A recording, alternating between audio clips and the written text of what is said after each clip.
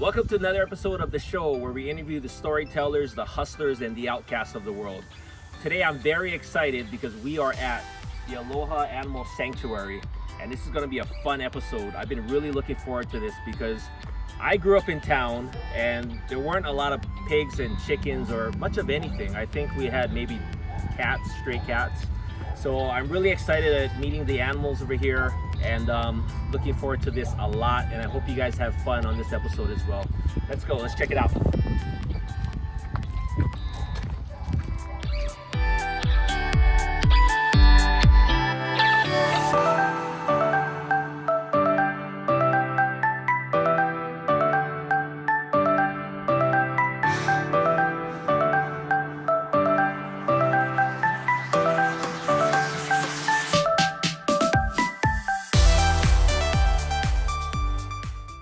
This is Jessica Palomino from Aloha Animal Sanctuary. Thanks so much for joining us today. Yeah, thanks for being out here, you guys. So tell us a little bit about what is the Animal Sanctuary and a little bit about how you guys got started. Yeah, so Aloha Animal Sanctuary is Oahu's first farmed animal sanctuary, and what we do here, we help rescue farmed animals. So they can come from any variety of backgrounds, like they may have been abused, neglected, or on their way to slaughter, and they come to us through different settings like that, and then they will live out their lives comfortably and in peace here. So once they get to the sanctuary, they're here forever. And that's only half of what we do. The other really important thing that we do is education. So we get the community out here, we get people involved, and we share their stories. So doing all these things, we hope to promote compassion towards all farmed animals. Now, how was it starting up this whole thing? I mean, I can imagine it had its struggles. What's some of the hard things that you guys went through or had to kind of adjust to? Yeah. And sorry, your last question, you asked kind of like how we started, and how we started too. You're going to meet Haku, and he's kind of who got us going on this. But we were all doing animal activism on the islands, trying to do some outreach and teach people about what's going on in the farming settings. And we came up with the idea of building an animal sanctuary because we knew there were so many animals that needed help. And while we were looking for land to build the sanctuary on, we came across this Craigslist ad for Haku, our 600-pound pig. 600 pounds. Let that sink in. 600 pounds. Right, he's big. Yeah. He's a big boy. And we saw this ad for him for sale on Craigslist, available for slaughter.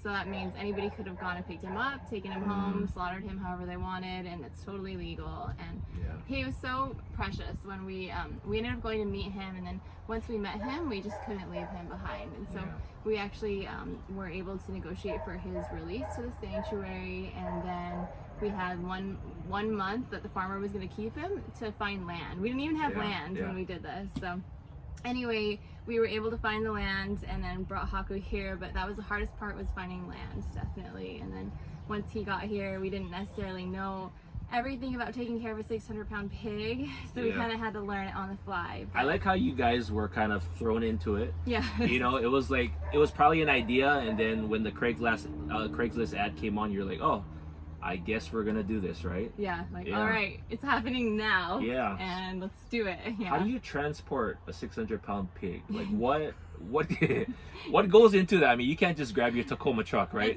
Yeah. That's the other really challenging thing, is like we don't have trailers. We didn't have trailers at that time either, so we had to like reach out to our network of like animal rescuers, animal lovers, and see who had a trailer that could come and help us. So this awesome woman named Wasaka was able to come and help us get Haku. She had a big horse trailer, and then the animals don't like just walk happily into the trailers either. They're kind of like, what is this? What's going on? What are we doing? So you gotta dangle an apple in front of them. Literally, basically. you have to dangle an apple, So for Haku, bananas. That's his favorite. So, but it went so smoothly. He was just like a dream come true because we just showed him bananas. He actually went right in, and then like once he got here, it was like he knew that he was safe, and he just walked right up into his enclosure, no issues. Wow. It was really scary because I thought that we were gonna have this whole thing. Like I just kept having these nightmares of him like getting out, running rampant around Kahalu. Like what's gonna happen? I would think that too. I would imagine the worst. I did, but it was good. Wow, awesome. Now you're executive director. Yes. And also one of the co-founders. How much staff and how much volunteers do you have altogether? Yeah, so we're all 100% volunteer run, so there's no paid positions here. And there's 3 directors, myself, Anchi Howitz, and then Hannah Mizuno. And then we have a couple of other leaders who are in charge of like graphic design. Sarah Safri, Brian Heighthouse is in charge of gardening, and Kelly Solu. And so all together, then on top of that, we have volunteers that come and take care of the animals every day in the morning and in the evening. And so there's about 50 of us. Holy cow. Yeah. So, and most of the volunteers have been with us since January 1st too. So it's pretty awesome. I think it's even more awesome when it's not a paid gig. Yeah. You truly know, like, you know, it comes from the heart, and they really love what they do, right? Yeah. Versus going to somewhere, and not saying that it's bad to have a salary. We all got to get paid eventually, even though I don't get paid for doing this at all. But it really says a lot about you guys. So thank you for doing everything that you're doing. And I think I hear some dogs barking in the background. As we said, we're in Kahalu. So. Yeah. I think we got to put out a warning at the beginning of the episode that you're going to hear, obviously, animals of all kinds all around the place. And also you might see me just hit myself all of a sudden. I'm not on crack or any kind of medications, but there's mosquitoes and everything around here. And when we first arrived, Taylor was literally, Taylor slapped me in my face. She was like, wait a minute, don't move. I was like, oh no. And she just and I think Taylor's got a background in judo, right? Yeah, I throw people. Yeah, she throws people for a living, yeah. So thanks, Taylor. Yeah, you might see a little red over here. But how does one become a volunteer? Yeah. Can anyone volunteer, or is there requirements or whatnot? Anybody can volunteer. Okay. So there's no requirements. If you're under the age of 18, you just need to have your adult guardian with you. And so if you do want to get involved, just go ahead and go onto our website, alohasanctuary.org, and then you can email our volunteer coordinator. Her email is volunteer@alohasanctuary.org. And then we have weekly opportunities. If you want to come every week, you can get involved doing that. Or if you just want to come once a month, we also offer just big community volunteer days where anybody can come and help do fencing or moving mulch, all that kind of stuff. Now 50 sounds like a lot of volunteers, but I'm pretty sure you guys are always looking for volunteers. Oh, we're always looking for them. Yeah, because we're always growing. And then we're going to talk about the animals, and people think oh, well, you only have 12 animals, so why do you need all these volunteers? But because we're brand new, we're not just coming, taking care of the animals and leaving. We're off the grid. We have to do so much other stuff here too. So we're constantly growing and developing, and we can use people of all backgrounds. It's a 24/7 job, basically. It really is, yeah. And if we have any people with skills not architecture, well that too, but carpentry or contracting, please come. Cool. Please come volunteer with us. Yeah. And you said 12 animals altogether. 12 animals plus a bunch of wild animals plus all the other stuff that we do. Not only do we just take care of the animals here, but when people are reaching out to us with animals that are in distress, we're responding and helping them with that too. Now I'm going to put you on the spot. Name all 12 animals and how many chickens, how many pigs, and whatnot. All right, I can do it. All right, I got ready? This. Clock on, timer on. Okay, go. Pigs, Haku, Eleanor, Charlotte, Yoru, ducks, Aries, Luna, Duckly, Francis, Fern, and then goat, Waipuna, and then our last two, chicken, Moana, and Hei's our rooster. This is a woman that knows her stuff. Give it up for Jess. Wow. And then I can't name all of our wild chickens and roosters names. So there's 30 to 40 of them. Yeah. And everybody has a different name for them. And we will meet them soon, which I'm very excited about. Now you are vegan. Yes. How did your journey begin? How long have you been vegan, and where did it start? Because I know, being a vegan or vegetarian, you have kind of more of a connection to animals because you've seen all the bad that goes around and everything. But how did your journey start, and what made you decide to go vegan? Yeah, so I've been vegan for 2 years, and then before that I was vegetarian. Before I went vegetarian, I was pescatarian, and before that I was flexitarian, I think is the word. So I started out when I was 8. I remember telling my parents I feel kind of weird eating these animals, I really like them. And then I started just eating animals that we would fish or hunt, and my family are all big fishermen and hunters. You're not from Hawaii. I'm not from Hawaii. I'm from Utah, actually. Utah. Okay. So, and they grew up. They were working on a sheep ranch. So I remember being a kid, and I would be at the sheep ranch helping. And so Yeah.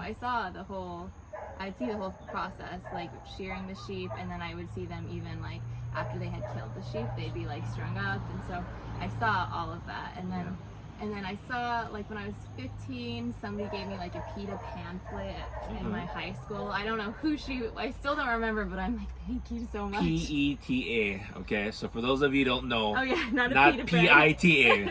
It's not like Jess was like, oh, pita. This is how you make can pita go bread. vegan Yeah. Now I can go vegan. No, PETA. PETA. Okay. Yeah, I just want to make that known. So you got that.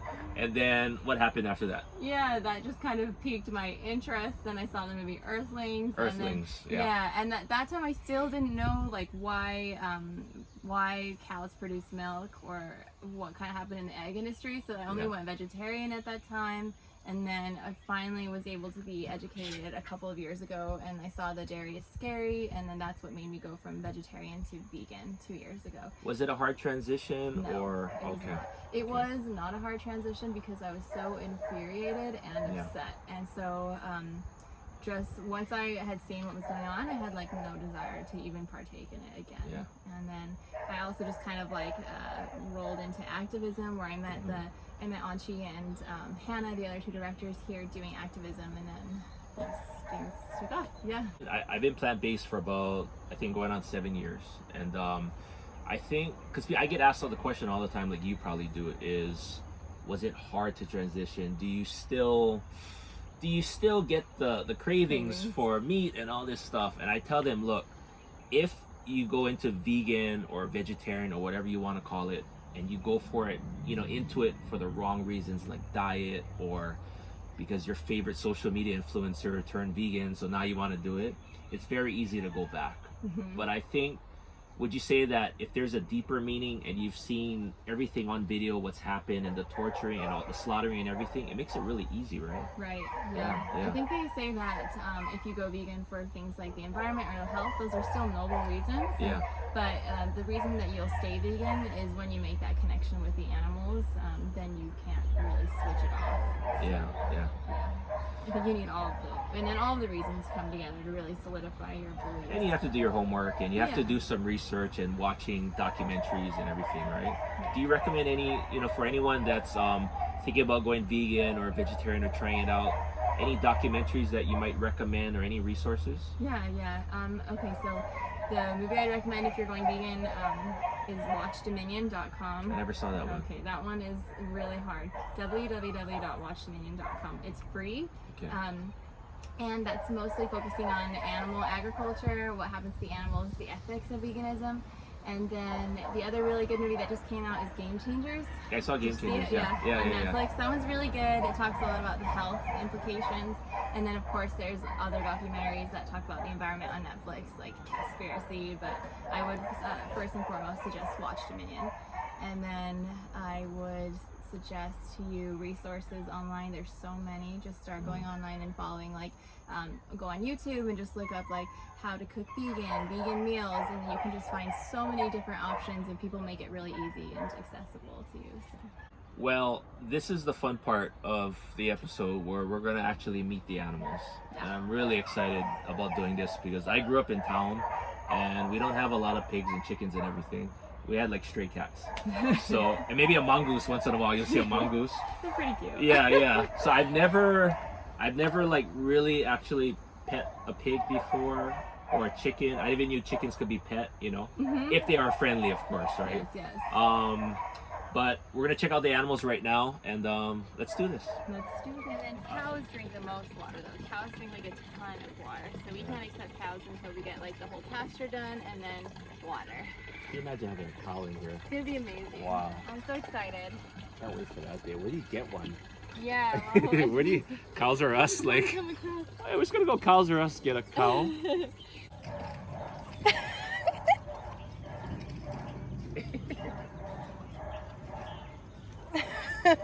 So when you come to the sanctuary, you got to bring goodies.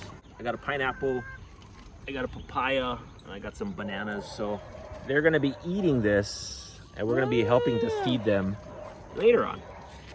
But yeah, bring some fruits. They like watermelons, papayas, bananas, pineapples, and Basically anything sweet, I think. Except me. See what I did there? How do you know? You didn't stick your fingers in yet. I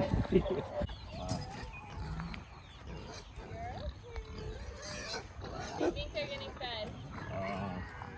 That's how I sound when I think I'm getting fed.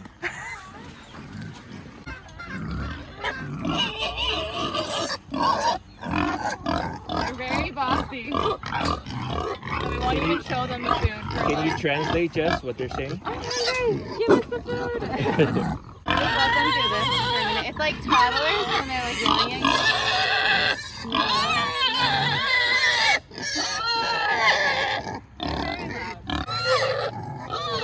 They're like badly behaved children. Let's meet the crew. Who do we have, Jess? Yoru is a Polynesian pig, or what people here usually would call like a barrow pig. And her story, she was basically found like by a hunting trail, and she was just like an orphan all on her own, coming up to people who'd go hiking and then asking them for like food scraps, people were taking selfies with her. And this is Charlotte. Charlotte? And she's about almost a year old. Versus Yoru is about 3, or she's about 5 months already. The problem is they have really good sense of smell, so they already know we have this stuff.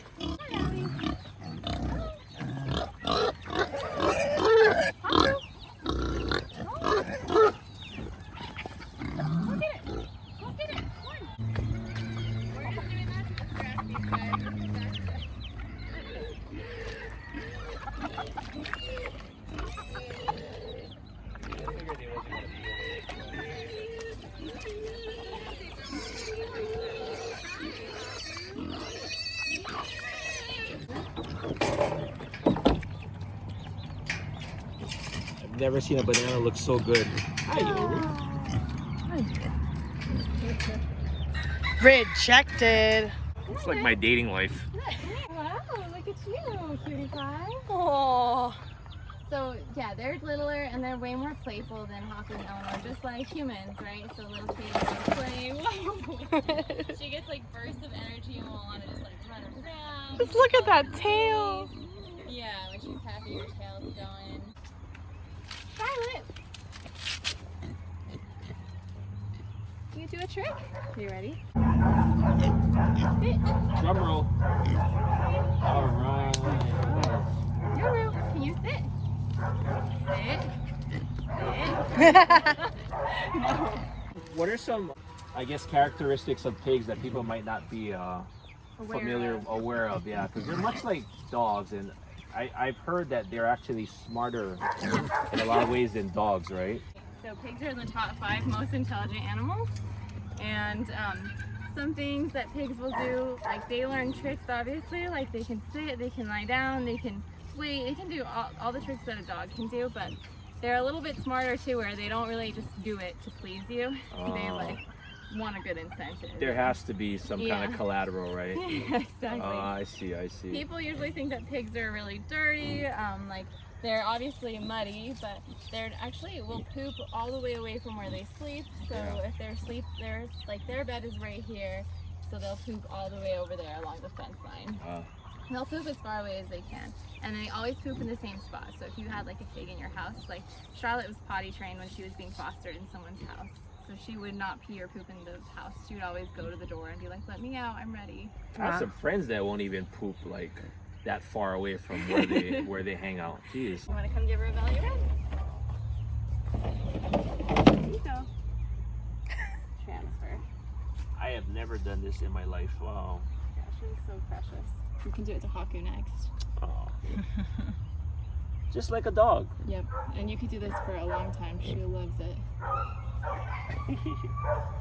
It's just getting her down. Like, she doesn't know at first what's going on, and then she's like, oh yeah, I love this. We raised farm pigs to grow weight really fast and get huge. Unlike like Polynesian pigs are just like natural, right? So she won't have all the same joint issues that the farmed pigs will have, because she won't gain weight at a rate that her body can't sustain. Like, it's all natural, and so she can sustain the weight that she'll gain. Okay, so we got Duckley here. Yeah. Hi, Duckley. So So Duckley's, he's like a Hawaiian ice. Oh, did you just poop? And he was found when he was just like a baby duckling, just like a tiny little floof. A family found him in a park, and he's all alone and just looking like he was about to die. But they took him home and nursed him back to health, raised him, and you can see on his left wing he has this like weird feather condition. It's called angel wing, and so that happens when they're little tiny babies and they just have like a nutrient deficiency. Aww. Yeah, and they develop it, and then he can't ever fly again. So that's why he can't ever just be released. So he's a really easy target.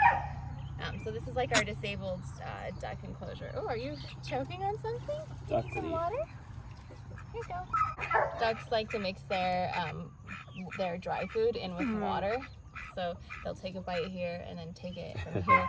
So their water always gets really messy. And then right over here is Miss Fern, who's just saying hello. She has something on her nose. Can I help you?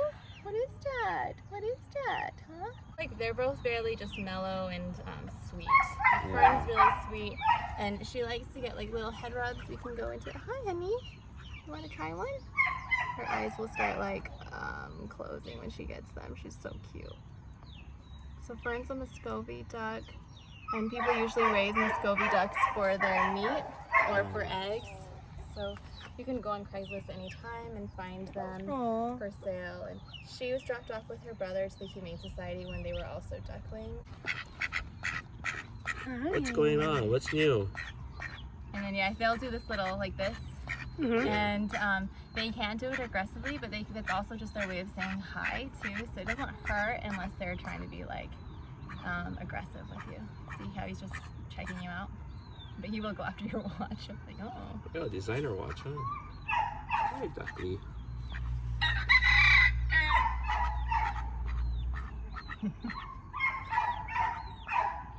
I have never petted a duck before. Oh my god.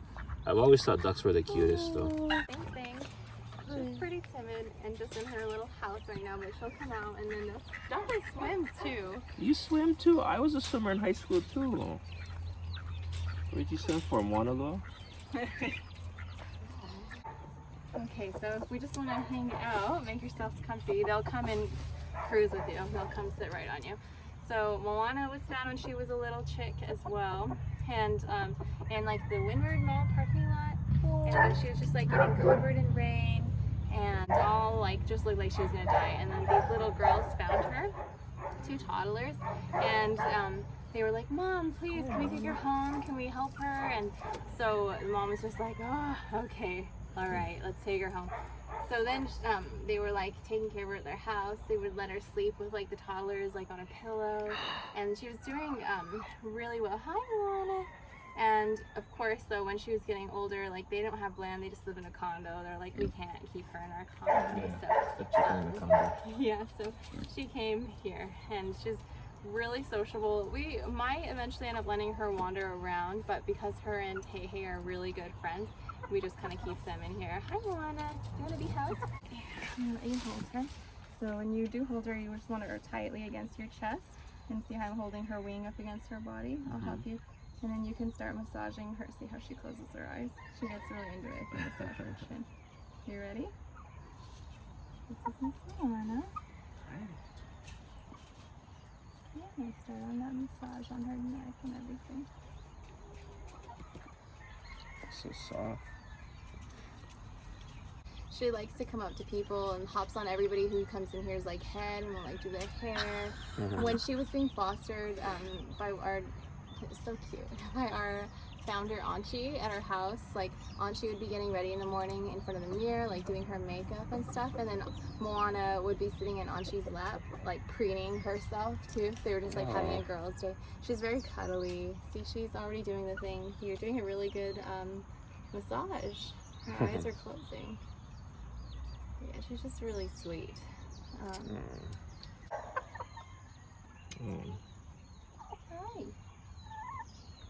Yeah.